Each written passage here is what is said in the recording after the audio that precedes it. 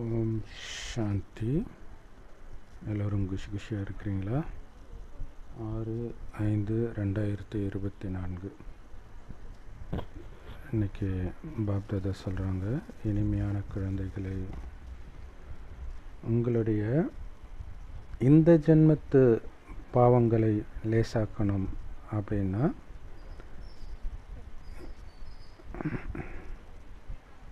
அந்த பாவங்களை எல்லாம் பாபா கிட்ட சொல்லுங்கள். ஏன்னா இந்த ஜென்மத்து பாவங்கள் உங்களுக்கு ஞாபகம் இருக்கும் இல்லையா?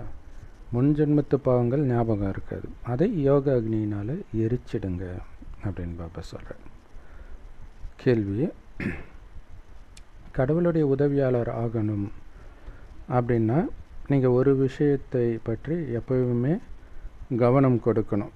அது என்ன அப்படின்னா, நினைவு யாத்திரையில் எப்பொழுதும் இருந்து கண்டிப்பாக தூய்மை ஆகணும் அப்படிங்கிறதுல கவனம் கொடுக்கணும்.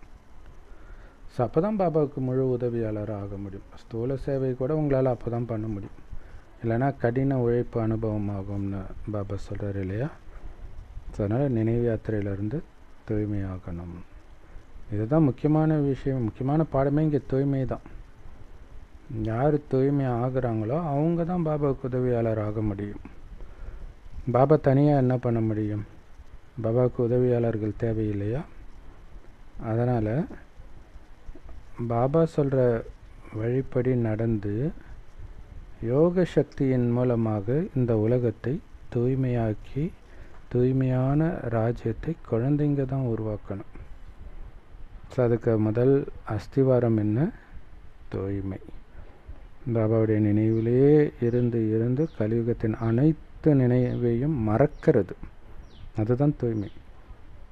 அதன் மூலமாக தான் நீங்கள் சக்திசாலியாகிறீங்க, தூய்மையான ராஜ்யத்தையே உருவாக்குறீங்க, ஒட்டுமொத்த உலகத்தையும் தூய்மையாக்குறீங்க.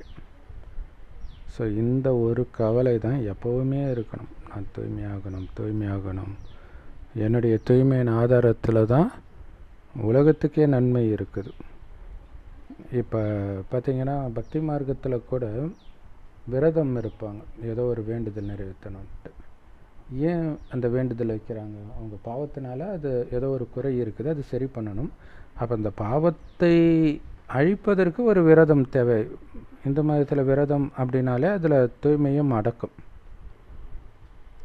அப்படி இருக்கும்போது நமக்காக மட்டும் இல்லை, ஒட்டுமொத்த உலகத்தையும் நாம் தூய்மை ஆக்கணும் அப்படின்னா நாம் எந்த அளவுக்கு தூய்மையாக இருக்கணும்?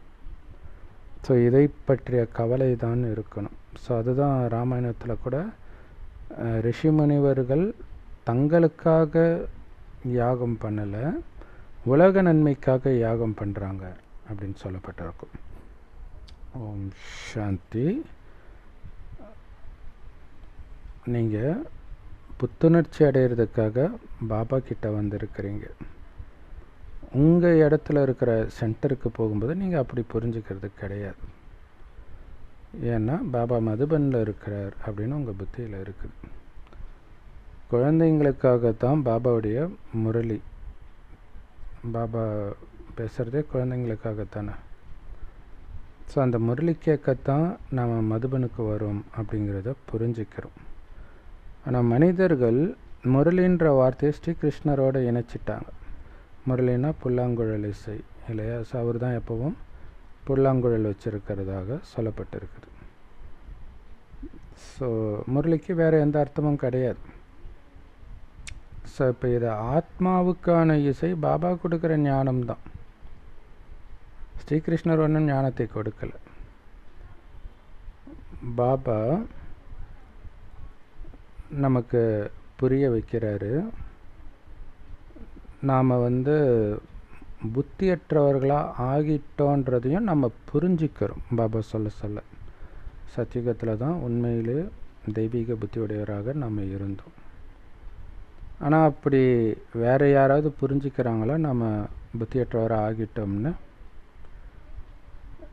ஸோ இங்கே வரும்பொழுது உங்களுக்கு இந்த நிச்சய புத்தி இருக்குது, நாம் புத்தியற்றவராக ஆகியிருக்கிறோம் உண்மையிலே அப்படின்னு.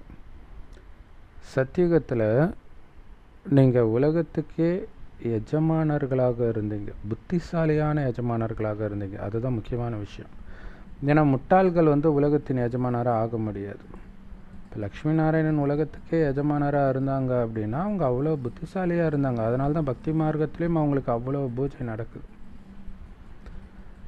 ஆனால் அது ஜடச்சிலை தான், அது உங்ககிட்ட எதுவும் பேசாது.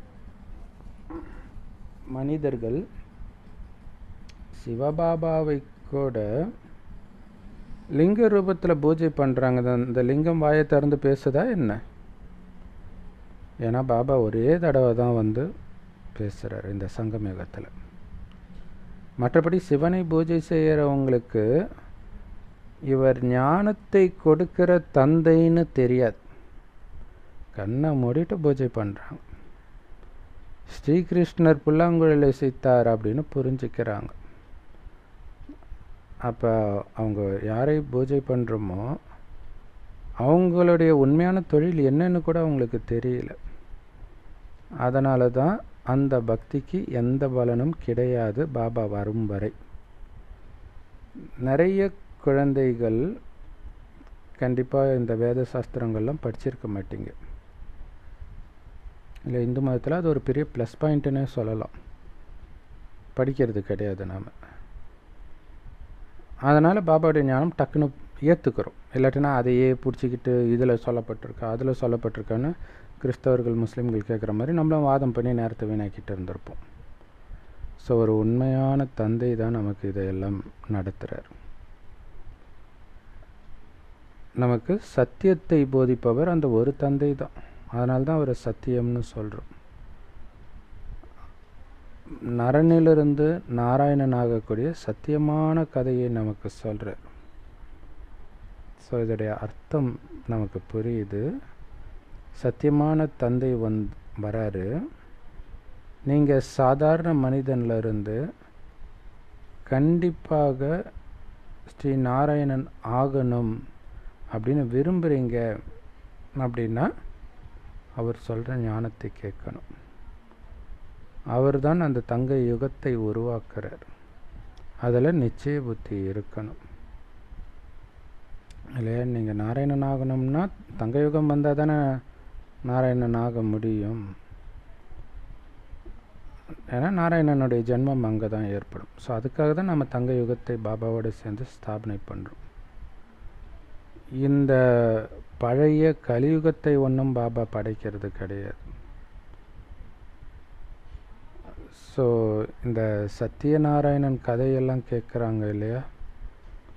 அதை கேட்கும்போது யாருடைய புத்தியிலாவது நாம தான் நாராயணனா ஆக போகிறோன்ற எண்ணமே இருக்காது.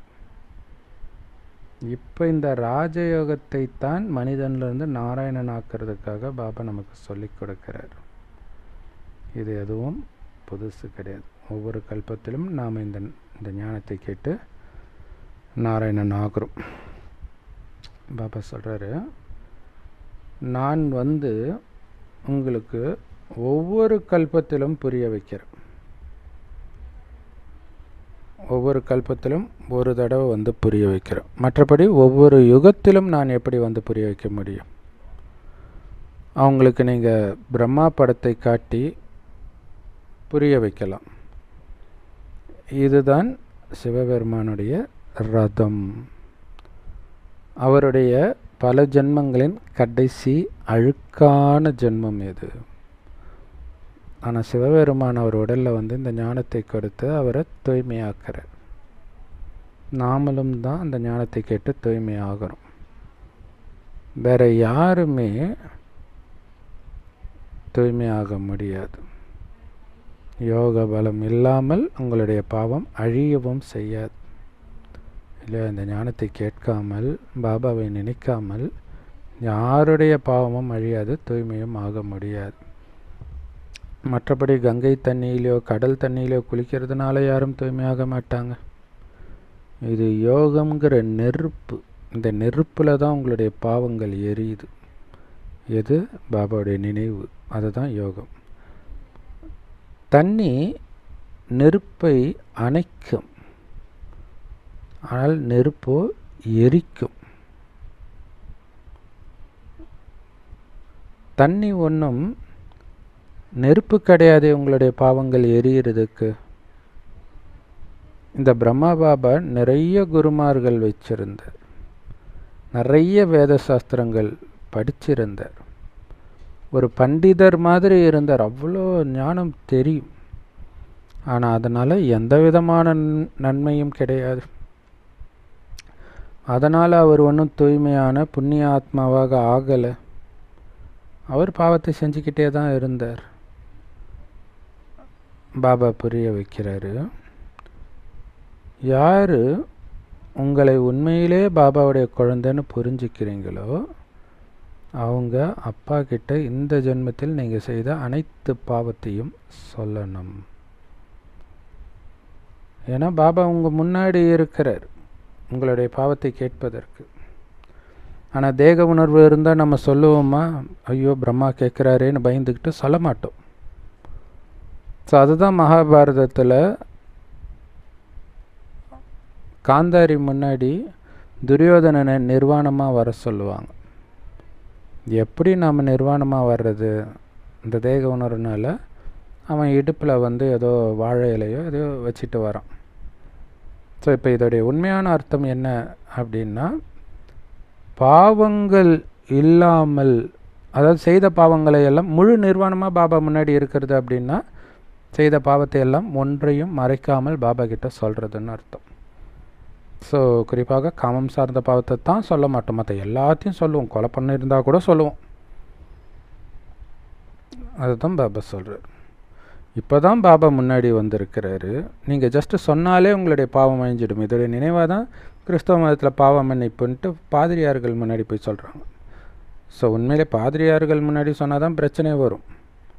ஏன்னா அங்கே ஒன்றும் கடவுள் வர்றது கிடையாது. ஸோ அது மாதிரி நிறைய பேர் அதை வச்சு பிளாக்மெயில் பண்ணி பாலியல் குற்றங்கள் செய்ததெல்லாம் அடிக்கடி நம்ம நியூஸில் பார்க்குறோம். ஸோ பாபா கிட்ட நீங்கள் எல்லா பாவத்தையும், இந்த ஜென்மத்தின் பாவத்தை சொல்வதன் மூலமாக அந்த பாவ சுமை லேசாயிடுது. இந்த ஜென்மத்தில் நீங்கள் லேசாயிடுவீங்க.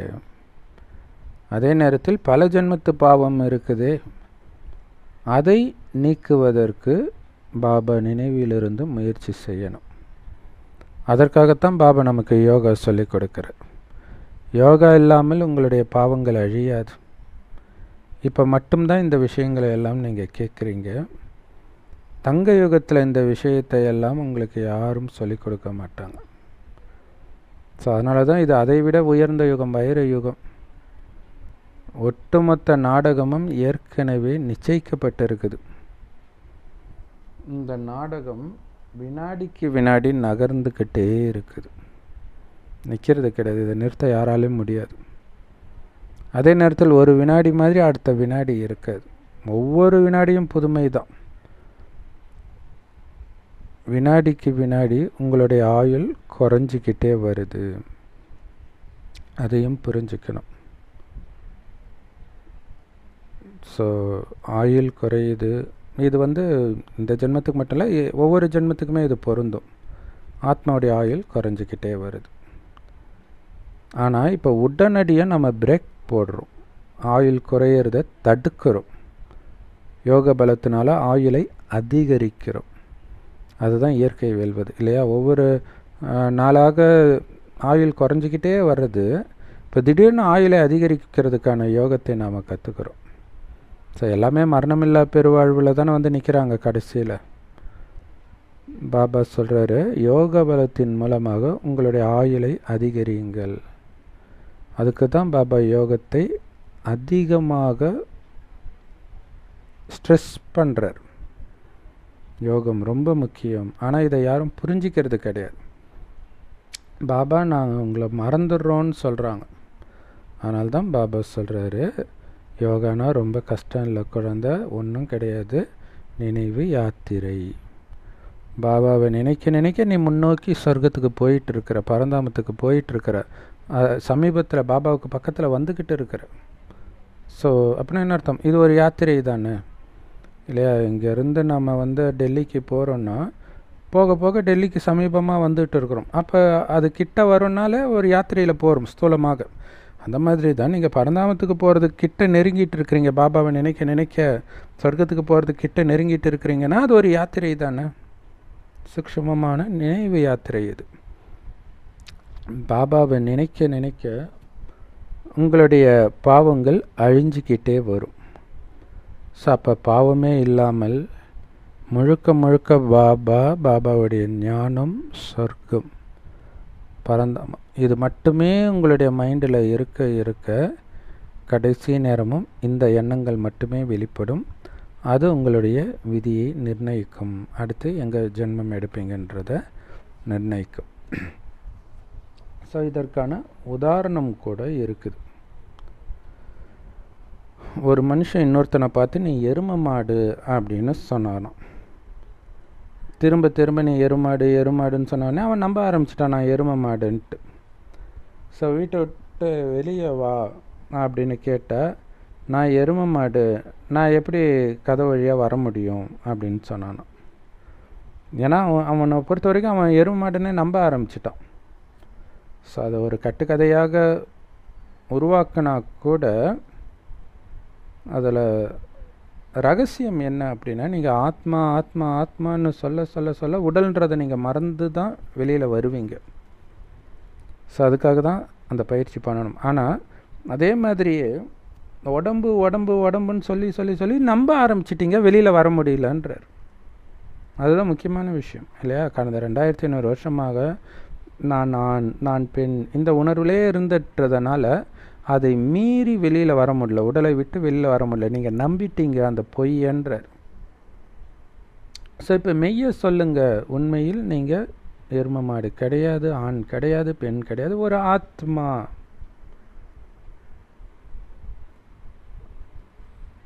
ஸோ உதாரணம் ஏதோ ஒரு உண்மையை வச்சுத்தானே கொடுப்பாங்க, அதை ஆதாரமாக வச்சு தானே. ஸோ அந்த மாதிரி நம்ம உடம்புன்னு நினச்சதுடைய நினைவாக அங்கே எருமை மாடு கதை சொல்லிட்டாங்க. பக்தி மார்க்கத்தில் இப்போ பாபா எதையெல்லாம் புரிய வைக்கிறாரோ அதை வைத்து தான் பண்டிகை கொண்டாடுறாங்க. நிறைய திருவிழாக்கள், இந்த நேரத்தில் என்னென்னலாம் நடக்குதோ அத்தனையும் அங்கே திருவிழாக்களாக மாறுது. எல்லா மதத்துலேயுமே நீங்கள் இங்கே எவ்வளோ தூய்மையாக மாறிட்டு இருக்கிறீங்க, ஆனால் அங்கே திருவிழாக்களில் மனிதர்கள் எவ்வளோ அழுக்காகிட்டு இருக்கிறாங்க. தங்களுடைய உடம்பில் சேத்த வாரி பூசிக்கிறாங்க. அப்படி பூசுறதுனால பாவங்கள் அழிஞ்சிடும்னு நினைக்கிறாங்க. பிரம்மா பாபாவே இதெல்லாம் பண்ணியிருக்கிறாராம். நாசிக்கில் இருக்கக்கூடிய மண் அவ்வளவு தண்ணி அவ்வளோ அழுக்காக இருக்குமா. மனிதர்கள் அங்கே போய் அந்த சேத்தை எடுத்து தங்கள் மேலே தடவிக்குவாங்களாம். இப்போ நம்ம மகம் அதுவும் அப்படி தானே, அத்தனை பேர் ஒரே நேரத்தில் குளத்தை குளிச்சா அந்த குளம் நல்லாவா இருக்கும், அழுக்காக தானே இருக்கும். ஸோ அவங்க நினச்சிக்கிறாங்க அப்படி பண்ணால் பாவம் அழிஞ்சிடும் அப்படின்ட்டு. அதுக்கு பிறகு அந்த சேத்தை நீக்கிறதுக்கு அவங்க சுத்த தண்ணியில் போய் குளிப்பாங்க. ஆக்சுவலாக இப்போ கூட மற்ற நாடுகளில் கூட இந்த மாதிரி பழக்கம் இருக்குதுன்னு நினைக்கிறேன். நேபாள் அந்த மாதிரி இடத்துல யாராவது மகாராஜா வெளிநாட்டுக்கு போகிறாங்க அப்படின்னா கங்கை தண்ணியை எடுத்துகிட்டு போவாங்களாம். ஸ்டீமரில் போகும்போது அதை குடிப்பாங்களாம். ஏன்னா இதுக்கு முன்னாடியெல்லாம் ஏரோப்ளேன் கிடையாது இல்லையா, அதனால் கப்பலில் போகும்போது கங்கை தண்ணியை தான் குடிச்சிட்டு இருப்பாங்களாம். இந்த கடந்த 100-150 வருடத்தில் என்னென்ன உருவாக்கி இருக்கிறாங்க பாருங்கள். ஆனால் இது எல்லாமே சத்தியுகத்தின் ஆரம்பத்தில் பயன்படுவதற்காக உருவாக்கப்படுதுன்றதை புரிஞ்சுக்கணும். அங்கே தங்க மாட மாளிகைகள் உருவாக்குறதுக்கெல்லாம் அதிக நேரம் ஆகாது. இப்போ உங்களுடைய புத்தி ரொம்ப தெய்வீகமாக மாறிட்டு இருக்குது. அதனால் எல்லா வேலையும் ரொம்ப ஈஸியாக பண்ணிடுவீங்க இல்லையா. வீண் எண்ணம் கிடையாது, தூய்மையாக ஆகுது. அதனால் டக்கு டக்குன்னு உங்களுடைய புத்தி வேலை செய்யும். அதனால் மாளிகை, புஷ்ப விமானம் கட்டுறது இது எல்லாமே ரொம்ப ஈஸியாக நடக்க ஆரம்பிச்சிடும்ன்ற. இங்கே எப்படி செங்கல் மண்ணினால் களிமண்ணினாலான செங்கல் இருக்குதோ அதே மாதிரி அங்கே தங்க செங்கற்கள் இருக்குன்றார். இப்போ எப்படி இருக்கும் சொர்க்கம்னு மட்டும் யோசிச்சு பாருங்கள். ஸோ இதோடைய நினைவாக ஒரு மாயாவின் கதை கூட இருக்குதாம். சூக்ஷ்மவதனத்திலிருந்து தங்க செங்கலை எடுத்துகிட்டு வர மாதிரி. ஸோ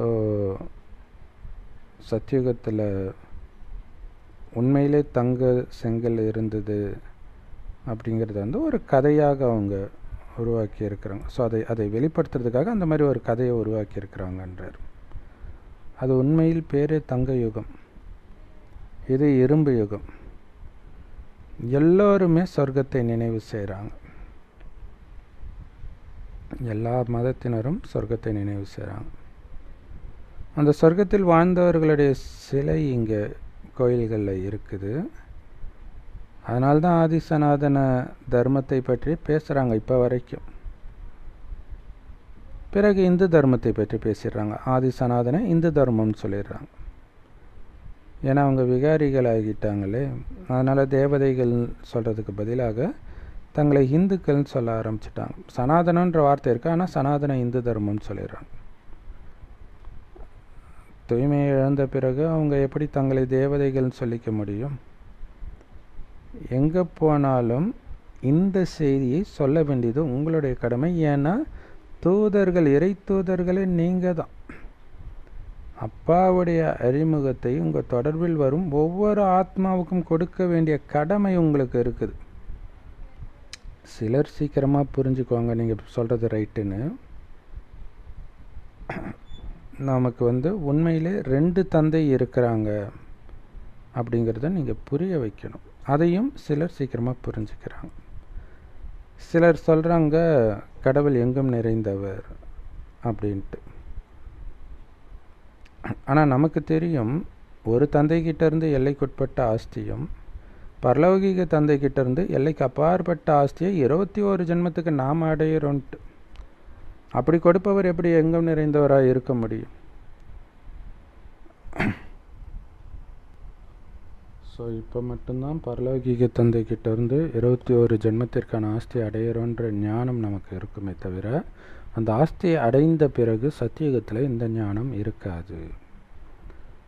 சங்கமயுகத்தில் மட்டும்தான் இந்த ஞானத்தின் மூலமாக நீங்கள் ஆஸ்தியை அடையிறீங்க.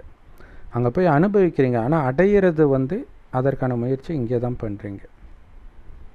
ஸோ பிறகு ஜென்ம ஜென்மத்திற்கு 21 தலைமுறைக்கு ராஜ்யம் பண்ணுவீங்க. ஒட்டுமொத்த உலகத்திற்கும் நீங்கள் எஜமானர்கள் ஆகுறீங்க. ஸோ இதையெல்லாம் இப்போ தான் நீங்கள் புரிஞ்சுக்கிறீங்க.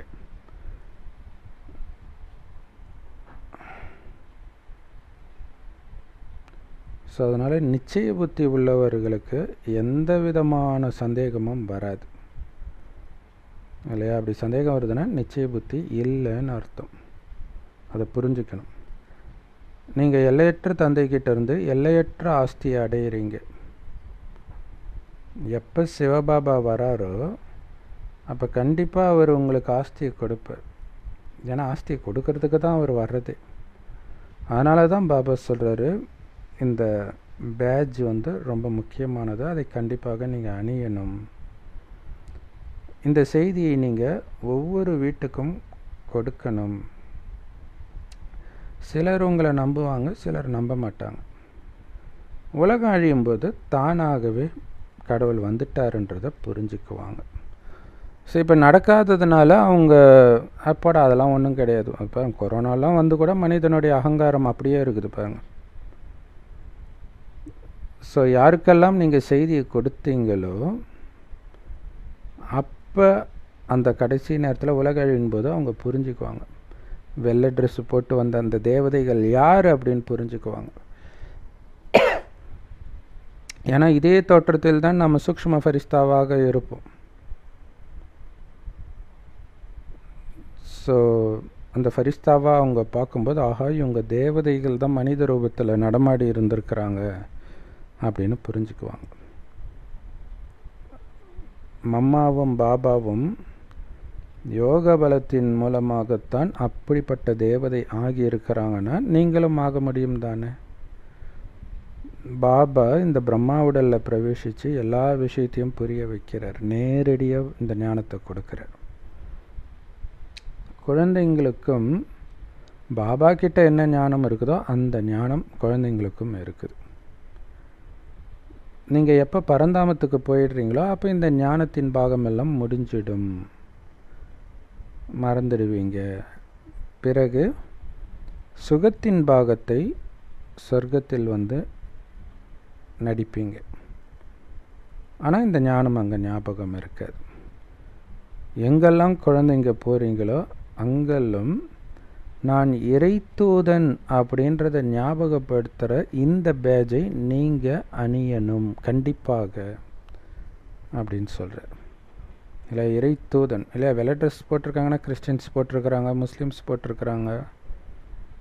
ஆனால் நான் இறைத்தூதன், இறை செய்தி அந்த பேட்சை வச்சு தான் கண்டுபிடிப்பாங்க இவங்க பிரம்மகுமாரிகள், இவங்க தான் உண்மையான இறைத்தூதர்கள்ட்டு. பேட்ஜ் போட்டிருக்கிறதுனால மற்றவங்க உங்களை பார்த்து சிரிச்சா அதை பற்றிலாம் கவலைப்படாதீங்கன்றார். இல்லையா, ஒரு சிஸ்டர் காலேஜ் படிக்கிறாங்க, அவங்கக்கிட்ட சொன்னேன் இது மாதிரி பேட்ச் போட்டு போகலாமே, ஐயோ எல்லாம் கலாச்சிடுவாளுங்க அப்படின்றாங்க. இப்போ இதுக்கெல்லாம் பயந்தால் எப்படி நீங்கள் பாபாவை வெளிப்படுத்த முடியும்? ஏன்னா காலேஜெலாம் அற்புதமான வாய்ப்பு ஞானத்தை கொடுப்பதற்கு.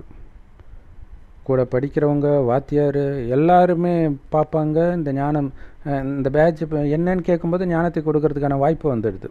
ஸோ அத்தனை பேரில் எத்தனை பேர் டீச்சர் ஆவாங்க, மற்றவர்கள் தொடர்பில் வருவாங்க. இப்போ எவ்வளோ ஞானம் ஸ்ப்ரெட் ஆகும் தான் பாபா சொல்கிறார். நீங்கள் சரியான விஷயத்தை தானே சொல்கிறீங்க, அவங்க எதுக்கு உங்களை பார்த்து சிரிக்க போகிறாங்க? அதுவும் ஒரு முக்கியமான விஷயம். சிரிப்பாங்கன்றது உங்களுடைய கற்பனை. உண்மையை சொல்கிற உங்களை பார்த்து அவங்க ஏன் சிரிக்க போகிறாங்க? பர்தா போடுறவங்கள பார்த்து சிரிக்கிறாங்களா?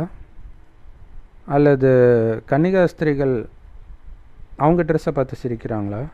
ஆனால் அவங்க எதுவுமே சொல்கிறது கிடையாது. ஆனால் நீங்கள் உண்மையை சொல்கிறீங்க, ஏன் சிரிக்க போகிறாங்க? இவர் எல்லையற்ற தந்தை, இவருடைய பேர் சிவபாபா. இவர் தான் விஸ்வ கல்யாண்காரி, உலகத்துக்கு நன்மை செய்பவர். என்ன நன்மை செய்கிறார்? இந்த உலகத்தையே சொர்க்கமாக மாற்றுறார். அப்படி மாற்றக்கூடிய மிக மங்களகரமான சங்கம யுகம் இது. இங்கே தான் குழந்தைங்களுக்கு எல்லா ஞானமும் கிடைக்கிது. அதை ஏன் மறக்கணும்ன்ற.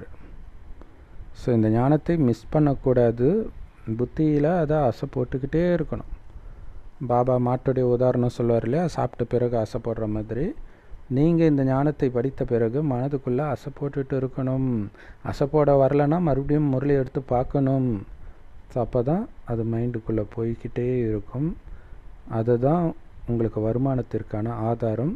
வெளி உலக விஷயத்திலேருந்து புத்தியை நீக்கிறதுக்கும் அதுதான் உதவி செய்யும். அது மட்டும் இல்லாமல் இதுதான் உண்மையான ஞானமும் கூட. ஆனால் போக போக நீங்கள் பாபாவை நினைவு பண்ணிக்கிட்டே இருக்கணும், ஆஸ்தியையும் நினைவு பண்ணிக்கிட்டே இருக்கணும். எந்த காரியம் செஞ்சாலும் சாந்தி தாமத்தை நினைவு பண்ணணும், சுகதாமத்தை நினைவு பண்ணணும். ஸோ அப்பாவை சாந்தி தாமத்தில் நினைவு பண்ணணும். குழந்தைங்க மதுபனுக்கு வரீங்க அல்லது சென்டருக்கு வரீங்க, முரளி கேட்டுட்டு போகிறீங்க, அவ்வளோதான் உங்கள் கடமைன்னு நினச்சிட்டிங்களா? கேட்டதை மற்றவர்களுக்கு சொல்லவும் செய்யணும். உங்கள் குடும்பத்தில் உள்ளவங்களுக்கு, உங்கள் ஃப்ரெண்டுக்கு. எனக்கு தெரிஞ்ச ஒரு நார்த் இந்தியா சிஸ்டர், அவங்களுடைய பையனுடைய அம்மாவுக்கு வந்த உடனே ஞானத்தை கொடுப்பாங்க. ஸோ அந்த பையனுடைய அம்மாவுக்கு ஹிந்தியும் தெரியாது. ஸோ அந்த லோக்கல் பாஷையில் அவங்க பேசுவாங்க. அதுக்கப்புறம் ஒரு கிராமத்தில், குக்கிராமம், அங்கே சிஸ்டருங்களாம் போகவே முடியாத மாதிரி கிராமம் நிறைய நார்த் இந்தியாவில் இருக்குது. அங்கேயும் எப்படியோ கீதா பாட்சாலா ஓப்பன் பண்ணிட்டாங்க. அங்கே யாருக்கும் எதுவும் தெரியாது. அவங்களுக்கு இவங்க ஃபோன் பண்ணி ஃபோனிலேயே முரளியை நடத்துவாங்க. புதுசாக வரவங்களுக்கு 7 நாள் கோர்ஸும் ஃபோன்லேயே பண்ணுவாங்க. ஸோ அப்போ எவ்வளோ சேவை இருக்குதுன்னு யோசிச்சு பாருங்கள். சேவை இல்லைன்னு எப்படி சொல்ல முடியும்? ஸோ முரளி கேட்டதோடு நிறுத்திக்காமல் அதை மற்றவர்களுக்கு கொடுக்க தான் உங்களுக்கு தாரணை ஆகும்.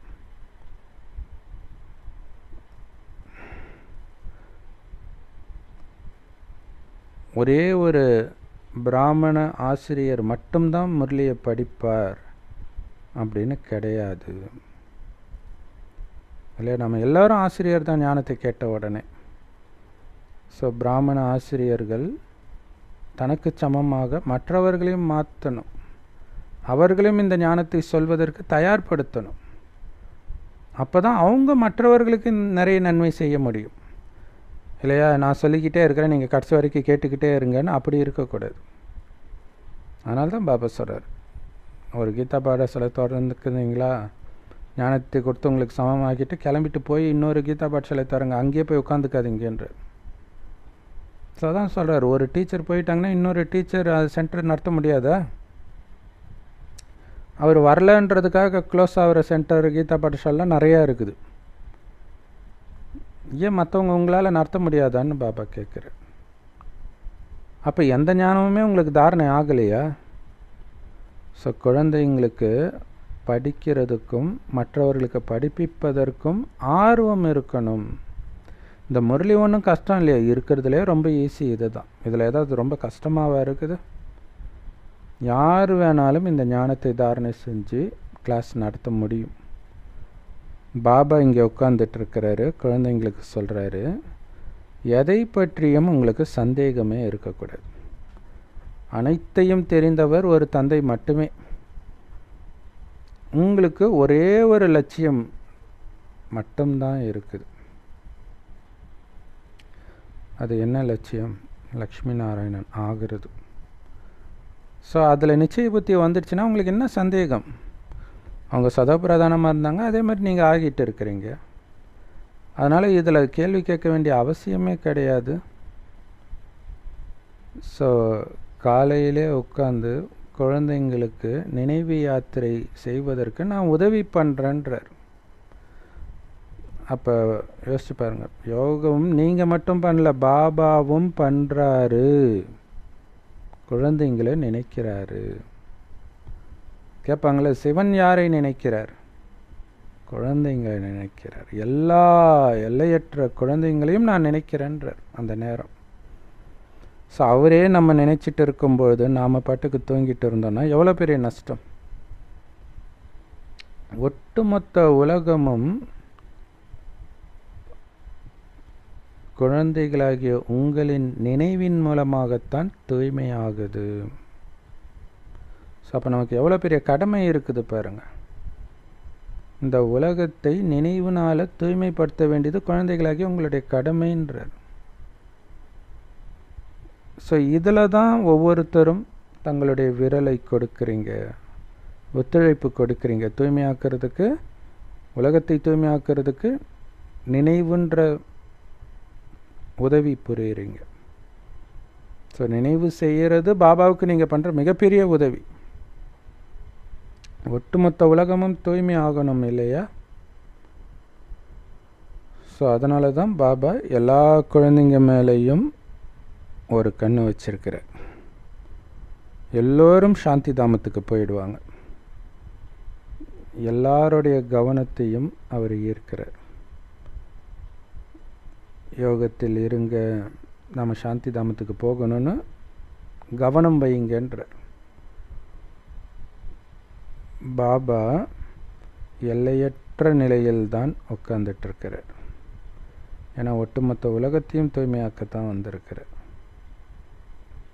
ஒரு குறிப்பிட்ட மனிதர்களை மட்டும் தேர்ந்தெடுத்து தூய்மையாக்க வரல, எல்லாரையும் தூய்மையாக்க தான் வந்திருக்கிறார். அதில் ஒரு சிலர் புரிஞ்சுக்கிட்டு அவர் சொல்கிறத கேட்குறாங்க, அவ்வளவுதான். கடவுள் ஒருத்தரை தனக்கு பிரியமானவராகவோ இன்னொருத்தரை எதிரியாகவோ ஒருபோதும் நினைப்பதில்லை. பைபிள் குரானில் போட்டிருக்கிற மாதிரிலாம் ஒட்டுமொத்த உலகத்தையும் நான் தூய்மையாக்க வந்திருக்கிறேன். ஒட்டுமொத்த உலகத்துக்கும் நான் கரண்ட் சக்தி கொடுக்க வந்திருக்கிறேன். அது தூய்மை ஆகிறதுக்காக. யார் முழு யோக பலம் கொண்டவர்களாக இருக்கிறாங்களோ அவங்களால தான் புரிஞ்சிக்க முடியும். இங்கே பாபாவே உட்கார்ந்து நமக்கு இந்த உலகத்தை அமைதிப்படுத்துகிற நினைவு யாத்திரை கற்றுக் கொடுக்கிறார் அப்படின்ட்டு இல்லை. ஏன்னா யோக பலத்தில் இருப்பவர்கள் அமைதியாகவே இருப்பாங்க. அவங்க எங்கே போனாலும் அந்த அமைதியின் அனுபவம் ஆகிக்கிட்டே இருக்கும். ஒரு அமைதியினுடைய அமைதின்ற ஒரு பந்துக்குள்ளே உட்காந்துட்டு இருக்கிற மாதிரி ஃபீல் ஆகும். சதம் பாபா சொல்றார், முழு யோக பலம் கொண்டவர்கள் அதை புரிஞ்சுக்குவாங்க. உலகத்துக்கு அமைதி ஏற்படுத்துறதுக்காகத்தான் பாபா நமக்கு நினைவு யாத்திரை கற்றுக் கொடுக்குறாரு அப்படின்னு. குழந்தைங்க நினைவில் இருக்கும் பொழுது உங்களுக்கு பாபாவுடைய உதவியும் கிடைக்கிது. பாபாவுக்கு உதவி செய்யக்கூடிய குழந்தைகளும் பாபாவுக்கு தேவைப்படுறாங்க இல்லையா? எந்த குழந்தைங்களுக்கு நிச்சய புத்தி இருக்குதோ, பாபாவுக்கு உதவியாளராக இருக்கிறாங்களோ, அவங்க தான் பாபாவுடைய நினைவிலேயே இருப்பாங்க. ஏன்னா இங்கே மெயின் உதவியே நினைவு பண்ணுறது தான். நாம் தூய்மையாக ஆகிறது மட்டும் இல்லை, இது பாபாவுக்கு நீங்கள் செய்கிற மிகப்பெரிய உதவின்றார். இதன் மூலமாக தான் உலகத்தை தூய்மையாக்குறீங்க. எவ்வளோ முக்கியமான ரகசியத்தை பாபா வெளிப்படுத்துகிறார் பாருங்கள். ஸோ உங்களுடைய முதல் சப்ஜெக்டு என்னது? தூய்மையாகிறது தான். அதாவது குழந்தைகளாகிய நீங்கள் பாபாவோடு சேர்ந்து இந்த உலகத்தை தூய்மையாக்கிறதுக்கு கருவி ஆகிறீங்க. தூய்மையாகிறதன் மூலமாக. ஸோ அந்த தூய்மை ஆகிறதுக்கு நினைவிலேயே மூழ்கி இருக்கணும். நீங்கள் பாபாவை கூப்பிட்டதே எப்படி கூப்பிட்டீங்க? பதித்த பாவனா வான் தான் கூப்பிட்டீங்க. அதாவது தூய்மையாக்குவார். ஸோ அவர் மட்டும் தனியாக எப்படி தூய்மையாக்க முடியும்? அவருக்கு உதவியாளர்கள் தேவையில்லையா? நாம் இப்போ புரிஞ்சுக்கிட்டோம், இந்த உலகத்தை நாம் தான் தூய்மையாக்கி அந்த தூய்மையான ஒட்டுமொத்த புது உலகத்தையும் நாம் ஆட்சி செய்ய போகிறோன்ட்டு. இல்லை, இப்போ வெள்ளையனை வெளியேற்றினாங்க காங்கிரஸ்காரர்கள், அவங்க தான் வந்து ஆட்சி செஞ்சவங்க. ஸோ அதே மாதிரி தான் நாம் விகாரத்தை வெளியேற்றி விகாரமற்ற உலகத்தை நாம் ஆட்சி செய்வோம். எப்போ உங்களுக்கு அந்த அளவுக்கு நிச்சய புத்தி இருக்குதோ, அப்போ உங்களுக்கு அந்த போதை இருக்கும் அப்படின்னு பாபா சொல்கிறார். நாம் நமக்காக தான் இந்த ராஜ்யத்தை உருவாக்குறோம், வேறு யாருக்காகவோ கிடையாது. இல்லை, மற்ற இடத்தெல்லாம் போர் வீரர்கள் சண்டை போட்டாங்கன்னா அவங்க ஒன்றும் ராஜா ஆக போகிறது கிடையாது. ஆனால் இங்கே நீங்கள் எந்த அளவுக்கு முயற்சி பண்ணுறீங்களோ அந்த அளவுக்கு உயர்ந்த பதவி நீங்கள் தான் அடைய போகிறீங்க.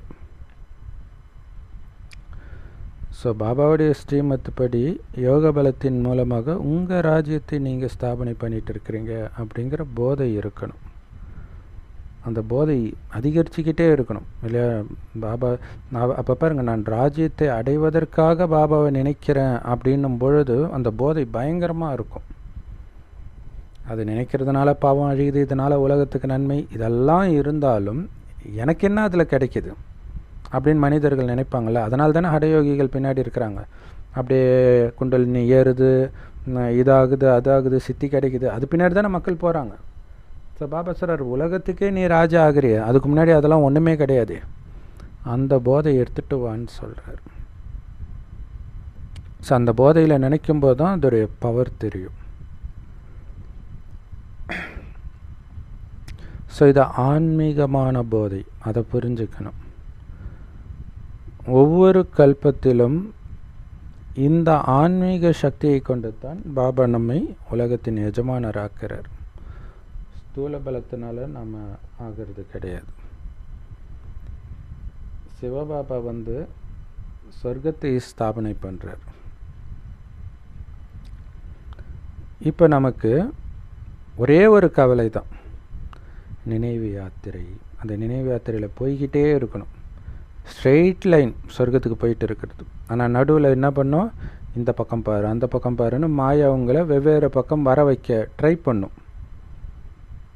அப்படி எந்த பக்கமும் பார்க்காம நேராக பாபா சொர்க்கம், இது ரெண்டு மட்டும் தான் என் புத்தியில் இருக்கணுன்ற ஒரே கவலை தான் இருக்கணும்.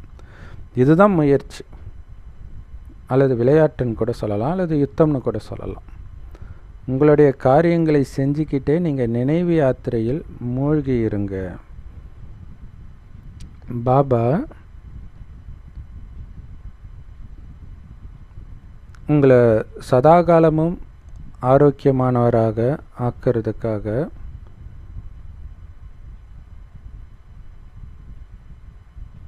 நிறைய வருமானத்தை சம்பாதிக்க வைக்கிறார் இல்லையா. நிறைய சம்பாதிச்சுட்டா ஆரோக்கியமாக இருக்க முடியுமா? ஆனால் இங்கே இருக்க முடியுது. அதுதான் ஆன்மீக வருமானம் இல்லையா. ஸோ அதற்காக தான் சதாகாலமும் ஆரோக்கியமாகவும் செல்வந்தராகவும் அமைதியாகவும் ஆனந்தமாகவும் இருக்கிறதுக்கான வருமானத்தை நாம் இங்கே நினைவு யாத்திரையின் மூலமாகவே சம்பாதிக்கிறோம். அதனால் இந்த கலியுகத்து விஷயங்கள் பிரச்சனைகள் எல்லாத்தையும் மறந்துடுங்க. நீங்கள் பெரிய அதிபதி ஆகிட்டு இருக்கிறீங்க, உலகத்துக்கே ராஜா ஆகிட்டு இருக்கிறீங்க. அந்த போதை மட்டும்தான் உங்கள் மைண்டில் இருக்கணும். குடும்பத்தில் இவங்களுக்கு கஷ்டம் அவங்களுக்கு கஷ்டம், பண கஷ்டம், உடல் நோய் சரியில்லை, எதுவுமே ஞாபகம் இருக்கக்கூடாது. அப்போதைக்கு என்ன பண்ணணுமோ அதை பண்ணுங்கள். ஆனால் போதையில் பண்ணுங்கள். நான் நாராயணன் ஆகிட்டு இருக்கிறேன்ற அந்த போதை கட்டாக விடக்கூடாது. இங்கே இருக்கக்கூடிய விஷயங்கள் ஆத்மாவாகிய நாம் போயிட்டு இருக்கிறோம், இது மட்டும்தான் மைண்டில் இருக்கணும். பரந்தாமத்துக்கு போயிட்டு இருக்கிறோம் அப்படிங்கிறது. ஸோ அதுக்கு தான் ஆத்மாபிமானி பயிற்சி பாபா பண்ண வைக்கிறார். நீங்கள் குடித்தாலும் சாப்பிட்டாலும் நடந்தாலும் சுத்தினாலும் உங்கள் அப்பாவை நினைக்க முடியாதா? அது அவ்வளோ பெரிய கஷ்டமாக அப்பாவுடைய நினைவிலே நடக்கிறதுக்கு, குடிக்கிறதுக்கு, சாப்பிட்றதுக்கு? டீச்சராக நினைங்க, எப்படி சாப்பிடணுன்னு சொல்லி கொடுத்தாரு. அப்போ எப்படி சாப்பிடணுன்றதை நினச்சிக்கிட்டு நீங்கள் நினைக்கும்போது பாபாவை டீச்சராக நினைக்கிறீங்கன்னு அர்த்தம். கணவனாக நினைங்க, காதலனாக நினைங்க. ஏன்னா இப்படி ஒரு காதலன் இருக்கிறாங்களா? மற்ற காதலன்லாம் நம்மை தூய்மை இழக்க வைக்கிறவங்க. இவர் நம்மை தூய்மை ஆக்கக்கூடிய தூய்மையான காதலன். அப்படிப்பட்ட தந்தையை உங்களால் நினைக்க முடியாத? இப்போ துணி தைக்கிறீங்க அப்படின்னா கூட புத்தி பாபா கிட்டேயே இணைஞ்சு இருக்கட்டும். இல்லை, எந்த தையல் கடையிலையாவது அமைதியாக தைக்கிறத நீங்கள் பார்க்க முடியாது. ஏதோ ஒரு பாட்டு ஓடும், சாமி பாட்டு ஓடும், சினிமா பாட்டு ஓடும், இல்லை ஒருத்தர் பேசிகிட்டு இருப்பாங்க. ஸோ அப்போ நீங்கள் அதை பாபா கிட்ட பேச முடியாதா? பாபாவோட புத்தியை இணைக்க முடியாதா? இது ரொம்ப ஈஸியும் கூட. போதையை கொடுக்கும் அந்த ஒரு வலி, சுமை, கஷ்டம் இதெல்லாம் அனுபவமே ஆகாது. அப்படியே லேசாக இருக்கும். செய்விப்பவர் இந்த உடலை கருவியாக்கி செய்வித்து கொண்டிருக்கிறார். நீங்கள் எதுவுமே பண்ணாத மாதிரியே ஃபீல் ஆகும், ஜாலியாக இருக்கும். ஸோ அந்த மாதிரி ஒரு மிகப்பெரிய ரகசியத்தை பாபா கற்றுக் கொடுக்குறார். 84 பிறவிகள் முடிஞ்சிடுச்சு. இப்போ மீண்டும் இழந்த ராஜ்யத்தை அடையிறதுக்கான ராஜயோகத்தை கற்றுக் கொடுக்கறதுக்காகவே பாபா வந்திருக்கிறார். சாதாரண விஷயமா? அதை நீங்கள் யோசித்து பார்க்கும்பொழுது, அதாவது லௌகீகத்தோடு ஒப்பிடும்போது தான் அது உங்களுக்கு புரியும். நீங்கள் தாத்தாவை பார்த்ததே இல்லைன்னு வச்சுக்கோங்களேன். ஏன்னா நிறைய பேர் அது மாதிரி வீட்டை விட்டு பிரிஞ்சு வந்துடுவாங்க இல்லையா. தாத்தான்னு தெரியும், பட் பெருசாலாம் அங்கெல்லாம் போக மாட்டாங்க. போகவே இல்லாதவங்களும் கூட இருக்கிறாங்க. ஏதோ ஒரு காரணத்தினால வீட்டை விட்டு துரத்துடுவாங்க. அந்த மாதிரி இருந்து அவங்களுக்கு நீங்கள் பிறந்தீங்கன்னா அந்த தாத்தாவோட கான்டாக்டே இருக்காது. ஏதோ ஒரு டைமில் உங்களுக்கு உடம்பு சரியில்லைன்னும் போது அந்த தாத்தா உங்களுக்காக, தாத்தாக்களுக்கும் அந்த காலத்து வைத்தியம்லாம் தெரியும் இல்லையா. ஸோ அப்படி செய்து ஒரு மருந்தை எடுத்துகிட்டு வராரு தள்ளாத வயதில் அப்படின்னா உங்களுக்கு எப்படி இருக்கும்? அந்த மாதிரி பாபாவை சுத்தமாக அவருடைய தொடர்பே இல்லாமல் இருந்துட்டோம். 5000 வருஷம் கழிச்சு வராரு, ராஜாவாக ஆக்க வராரு. நீ ராஜாவாக இருந்தன்றதை ஞாபகப்படுத்தி வராருன்னு அந்த லௌகீக உறவோடு நீங்கள் ஒப்பிடும்பொழுது தெரியும் இது எவ்வளோ பெரிய அன்புன்ட்டு. அவருக்கு உடல் இல்லாத காரணத்தினாலையும் இது எல்லைக்கு அப்பாற்பட்ட விஷயன்றதுனாலையும் உங்களால் அதை புரிஞ்சிக்க முடியல. அந்த அன்பை அந்த எல்லைக்கு அப்பாற்பட்ட நிலையில் நிலைக்கும் பொழுது அந்த 84 பிறவிகளையும் ஒரே பிறவியாக நீங்கள் நினைக்கும் பொழுது அது உங்களுக்கு புரியும். அது தனித்தனி பிறவியாக இருக்கிறனால உங்களுக்கு அது பெரிய விஷயமா தெரியல. அதுதான் எல்லைக்குட்பட்டதில் சிக்கிக்கிறதுன்னு சொல்கிறது. ராஜயோகத்தை கற்றுக் கொடுக்க வந்திருக்கிறார். உலகத்தின் வரலாறு புவியியல் தொடர்ந்து சுற்றிக்கிட்டே இருக்குது, திரும்ப திரும்ப நடந்துக்கிட்டே இருக்குது ஒவ்வொரு கல்பத்திலும். இதே தான் முந்தைய கல்பத்திலும் நடந்துருச்சு, அதே தான் திரும்ப நடக்குது. ஸோ இந்த திரும்ப திரும்ப நடக்கிற ரகசியத்தை பாபாவை தவிர வேறு யாராவது சொல்லி கேள்விப்பட்டிருக்கிறீங்களா? ஏற்கனவே நிச்சயிக்கப்பட்டதுன்னு சொல்லுவாங்க, ஆனால் ஏற்கனவே நடந்ததுன்னு சொல்ல மாட்டாங்க. ஸோ எல்லோருக்கும் இந்த நாடகத்தில் அவங்கவுங்களுக்குன்னு ஒரு பாகம் கிடைச்சிருக்குது, அதைத்தான் அவங்கவுங்க நடிக்கிறாங்க. ஸோ குழந்தைங்களுக்கு பாபா கொடுக்குற அட்வைஸ் எல்லாம், என்னை நினைவு செய்து சதோப்பிரதானமாகுங்க, இந்த உடலிலிருந்து விடுபட்டுடுவீங்கன்ற. இல்லையா? ஆத்மா சதோப்பிரதானம் ஆயிடுச்சுன்னா தமப்பிரதான உடலை விட்டுடுன்றார். அப்போ சதோப்பிரதானம் ஆகும்போது ஆனந்தத்தின் உச்சத்தில் இருப்பீங்க. ஆனந்தத்தின் உச்சத்தில் இந்த உடலை விடுவதற்கான ஞானத்தை கற்றுக் கொடுக்கிறார். இல்லையா? உடலை மட்டும், இந்த துக்கம் நிரம்பிய கலியுகத்தையே விடுறீங்கன்னா அது எவ்வளோ பெரிய ஆனந்தமான விஷயம். குழந்தைகளுடைய புத்தியில் நாம் சதோப்பிரதானம் ஆகணும், வீட்டுக்கு போகணும் அப்படிங்கிறது தான் சதா இருக்கணும். இந்த மாதிரிலாம் தங்க யுகத்தில் நீங்கள் பயிற்சி பண்ண மாட்டீங்க. இப்படி உங்களுக்கு அங்கே யாரும் சொல்லி கொடுக்கவும் மாட்டாங்க. ஏன்னா அங்கே தான் போயிட்டீங்களே தங்க யுகத்துக்கு. அதுக்கப்புறம் எதுக்கு இந்த பயிற்சி? அங்கே பழைய உடம்பை விட்டுட்டு புது உடம்பை எடுக்கணும்னு நினைப்பீங்களே தவிர பரந்தாம வீட்டுக்கு போகணும்னு நினைக்க மாட்டீங்க. இல்லையா? அதோட 5000 வருஷம் கழிச்சு தான் பரந்தாமத்துக்கே போக போகிறீங்க. அது மட்டும் இல்லை, அங்கே எந்த விதமான துக்கமும் கிடையாது. துக்கம் இருந்தால் தானே நம்ம பரந்தாமத்துக்கு போகணும், கலியுகத்துலேருந்து தப்பிக்கணும் அப்படிங்கிற எண்ணமே வர்றதுக்கு. இப்போ துக்கம் நிரம்பிய உலகத்தில் இருக்கிறோம், பழைய உடம்பில் இருக்கிறோம். அதனால் இதை விட்டுட்டு வீட்டுக்கு போகணும் அப்படின்னு ஒரு ஏக்கத்தில் இருக்கிறீங்க. பக்தி மார்க்கத்தில் கூட அதுதானே அவங்களுடைய லட்சியமாக இருக்குது. ஐயோ, இந்த துக்கமான உலகத்தில் மறுபடியும் பிறக்கக்கூடாதுன்ட்டு. ஸோ அதுக்கு என்ன பண்ணணும்? நிரந்தரமாக பாபாவை நினைவு பண்ணிக்கிட்டே இருக்கணும். அந்த நிராகார தந்தை மட்டும்தான் ஞான கடலாக இருக்கிறார். அவர் தான் அனைவருக்கும் சத்கதியை கொடுக்கிறார். ஸோ அதற்கான ஞான கடல், அந்த ஞானத்தையே எனக்குள்ளே நிரப்புறாருன்னா அது சாதாரண விஷயம் கிடையாது. அகத்தியர் கடலையே குடித்ததாக காட்டியிருப்பாங்க. நாம் தான் அந்த அகத்தியர், அந்த கடலையே குடிச்சிட்டு இருக்கிறோம், நமக்கே தெரியல. இல்லையா? கொடுக்குற ஞானமெல்லாம் உள்ளே போயிட்டு இருக்குது. ஸோ இதன் மூலமாக தான் நமக்கு சத்கதி கிடைக்கிது. அவர் தான் சத்கதியை கொடுக்கிறார். பாபா சொல்கிறார், இவ்வளோ நாள் எந்த சாது சன்னியாசிகள் காலில் போய் விழுந்து கிடந்தீங்களோ அந்த சாது சன்னியாசிகளையே நான் தான் முன்னேற்ற வேண்டியதாக இருக்குது. அப்படி இருக்கும்போது அவங்கக்கிட்ட ஏன் போயிட்டு இருக்கிறீங்க? நேரடியாக என்கிட்ட வாங்க, என்னோடு மட்டும் யோகா வைங்க, நினைவு வைங்க. அப்பா கிட்டேருந்து ஆஸ்தி அடையிற உரிமை எல்லாருக்கும் இருக்குது. ஆணாக இருந்தாலும் பெண்ணாக இருந்தாலும், எந்த ஜாதி, எந்த மதம், எந்த நாடு, எந்த இனம், எல்லாருக்கும் இருக்குது. ஏன்னா அவர் எல்லோருக்கும் அப்பா, பரமபிதா. அதுக்கு நீங்கள் பண்ண வேண்டியதெல்லாம் உங்களை ஆத்மான்னு உணர்ந்து ஆத்ம அபிமானியாகி சதா தந்தையை நினைவு செஞ்சுக்கிட்டே இருக்கணும். அப்போ உங்களுடைய பாவங்கள் எல்லாம் அழிஞ்சிக்கிட்டே இருக்கும். அவ்வளவுதான். ஸோ இவ்வளோ ஆழமான இனிமையான முரளியை கொடுத்த பாப்தாதாவுக்கு அன்பு நினைவுகள் மற்றும் காலை வணக்கம். பாபா சொல்கிறாரு, தினம் தினம் இந்த முரளியை கேட்குறதோட மற்றவர்களுக்கும் நீங்கள் சொல்லணும். அப்போ தான் நீங்கள் மற்றவர்களுக்கு நன்மை செய்பவராக ஆக முடியும். ஸோ எப்போவுமே பேட்ஜ் அணிங்க. ஏன்னா நீங்கள் இறைவனுடைய செய்தியை கொடுக்கக்கூடிய தூதர்ன்றதுடைய அடையாளம் இந்த பேட்ஜ்ன்றார். இந்த உலகத்தில் நீங்கள் அமைதியை ஸ்தாபனை பண்ணணும் அப்படின்னா நினைவு யாத்திரையில் நிலைச்சிருங்க. எப்படி இல்லையா? பாபாவை நினைக்க நினைக்க தான் உங்களை சுற்றி முதல்ல நீங்கள் அமைதியாவீங்க, அப்புறம் அமைதியின் வாயுமண்டலம் இந்த உலகம் முழுவதும் பரவும். ஸோ அப்போ அந்த நினைவு யாத்திரை அவ்வளோ முக்கியமானது. பாபாவுடைய பார்வை எப்படி எப்போவுமே எல்லைக்கு அப்பாற்பட்ட நிலையில் இருக்குதோ, ஒட்டுமொத்த உலகத்தையும் தூய்மையாக்கிறதுக்காக கரண்ட் சக்தி கொடுக்குறாரோ, அதே மாதிரி நீங்களும் பாபாவை ஃபாலோ பண்ணி அவருக்கு உதவியாளர் ஆகுங்க. அப்படின்னு என்ன அர்த்தம்?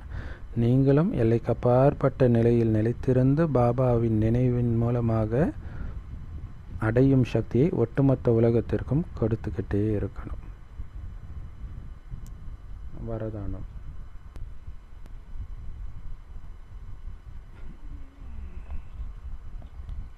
கர்மா மற்றும் யோகம், இது ரெண்டுத்திலும் சமநிலை வகிக்கிறதன் மூலமாக கர்மாதீத்த நிலையை அனுபவம் செய்யக்கூடிய அனைத்து கர்ம பந்தனத்திலிருந்தும் விடுபட்டவர் ஆகுங்கள்.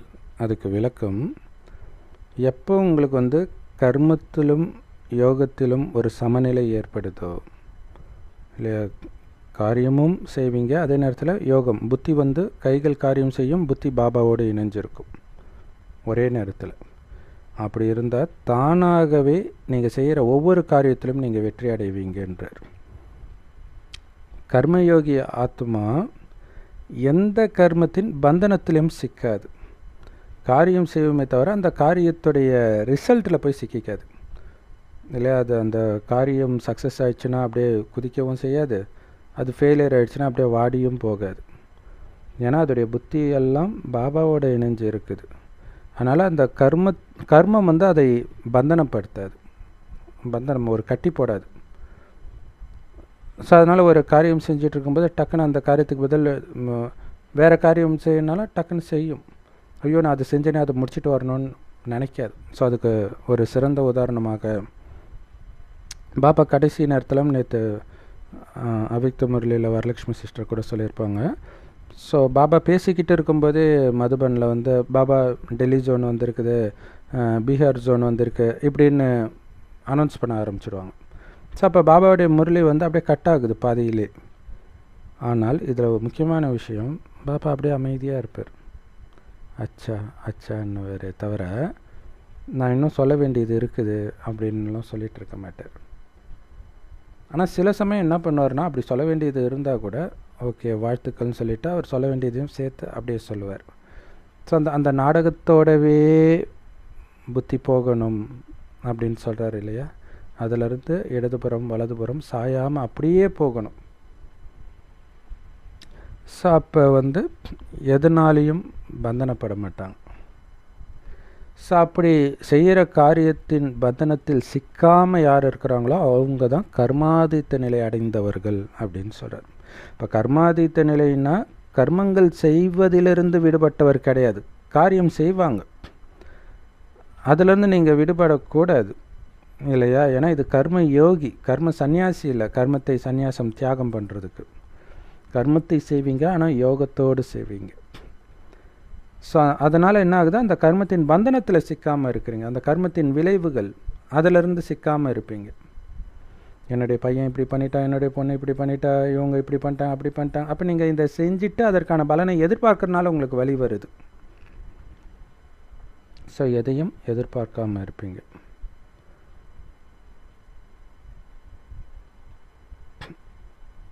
அந்த மாதிரி கர்மயோகி ஆத்மா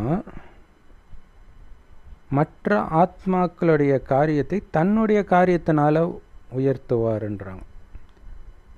எப்படி தான் எப்படி அந்த கர்ம பந்தனத்திலேருந்து விடுபட்டு காரியம் செய்கிறாங்க, அதை பார்த்து மற்றவர்களும் அதை ஃபாலோ பண்ணுவாங்க. ஸோ அதுக்கு உதாரணம் இப்போ நான் சொன்னேன் இல்லையா, பாப்தாதா தாதி உடம்புல முரளி சொல்லும்போது அவிக்த பாப்தாதா மிலனில் பாபா பேசிகிட்டு இருக்கும்போதே டக்குன்னு அனௌன்ஸ் பண்ண ஆரம்பிப்பாங்க. ஸோ அப்போ அவர் அமைதியாகவே இருக்கிறாரு இல்லையா. ஸோ அதை பார்க்கும்போது நமக்கும் வாவ், கடவுள் ஒரு மிக முக்கியமான விஷயத்தை, ஏன்னா ஒரு ரொம்ப முக்கியமான விஷயம் சொல்லிகிட்டு இருக்கும்போதெல்லாம் இப்படி பண்ணுவாங்க, நமக்கே கடுப்பாக இருக்கும். ஸோ ஆனாலும் அதிலிருந்து கூட அவர் விடுபட்டு இருக்கிறாரு அப்படிங்கிறது நமக்கு தெரியுது பாருங்கள். ஸோ அது மாதிரி ஒவ்வொரு காரியம் செய்யும் பொழுதும் விடுபட்டு, இதை செஞ்சிட்டு இருக்கும்போது இந்த காரியத்தை என்னிடமிருந்து பறித்தால் நான் கொஞ்சம் கூட சலனப்பட மாட்டேன், வருத்தப்பட மாட்டேன், அப்படி இருக்கணும். அப்போ உங்களை பார்க்குறவங்களுக்கும் அதே மாதிரி ஆகணும்னு தோணும். ஸோ அந்த மாதிரி ஆத்மாவுக்கு ஒவ்வொரு காரியமும் ஒரு விளையாட்டாக தான் அனுபவமாகுமே தவிர கஷ்டமாக அனுபவமாகாது. பாருங்கள், விடுபட்டு ஒரு காரியத்தை செய்யும் பொழுது தான் அது விளையாட்டாக அனுபவமாகும். செம்ம பவர்ஃபுல்லான வரதானம் ஸ்லோகன். அமிர்த வேலை ஏந்திரிக்கிறதுக்காக நீங்கள் அலாரம் வைக்கிறீங்க இல்லையா, ஓகே அது வைங்க, வைக்காமல் போங்க. ஆனால் உண்மையான அலாரம் எது தெரியுமா, பாபாவுடைய அன்பு தான்ற. ஏன்னா பாபா மேலே உங்களுக்கு அன்பு இல்லைன்னா நீங்கள் அலாரம் வச்சா கூட அதை ஆஃப் பண்ணிட்டு தூங்கிடுவீங்க, அது ஒன்றும் பெரிய விஷயமே கிடையாது. அப்போ அந்த அன்பு தான், பாபா என்னை இந்த நேரம் நினச்சிக்கிட்டு இருக்கிறாரு, நான் தூங்கக்கூடாது அப்படின்ட்டு நீங்கள் ஏந்திருப்பீங்க. ஸோ அந்த ஒரு மிகப்பெரிய ரகசியத்தை இன்றைக்கி பாபா சொல்லியிருக்கிறார் இல்லையா, நான் குழந்தைங்கள நினச்சிட்டு இருப்பேன். ஏன்னா நமக்காகவே ஒதுக்கி வச்சிருக்கிறார் அந்த அமிர்த வேலையை. அந்த நேரம் தூங்குறோன்னா அது எவ்வளோ பெரிய தப்பு. செம்ம powerful Murli. Love you Bapdada. Thank you Bapdada. குஷி குஷியாக இருங்க, குளிர்ச்சியாக இருங்க.